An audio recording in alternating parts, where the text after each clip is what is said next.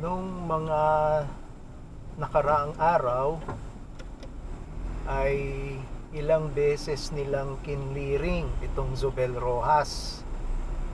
So ngayon, dadaan tayo ng Zobel Rojas para makita lang natin kung anong nangyari, kung may pagbabago nga ba. Kung mapapansin ninyo, talagang itong intersection ng Camagong Zobel Rojas talagang magulo sa maraming kadahilanan. So hindi natin pag-uusapan yon. Ang gusto lang natin makita kung meron ng pagbabago, kasi itong Zobel Rojas at banda ron pa sa Onyx hanggang sa pag-abot ng Onyx ay magkakatabi ang mga junk shop. Halos hindi makahinga. Talagang yung mga junk shop, lalo na dito po sa side natin na dinadaanan, no?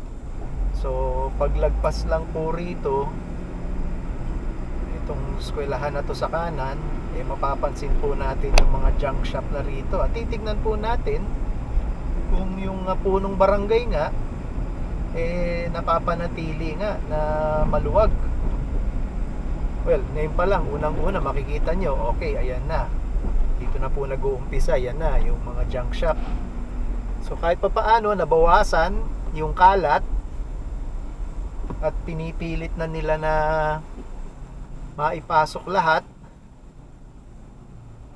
dahil ang sabi nung punong barangay dito aaraw-arawin sila pag hindi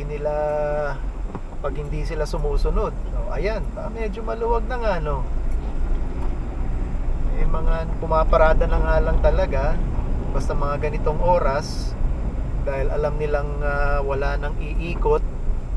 Kaya ayan, pero ayan yung mga junk shop, no? So makikita po ninyo, ayan, meron pang magka-counterflow,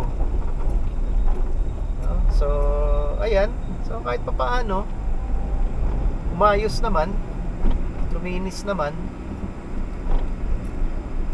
So hopefully mapapanatili nilang ganyan.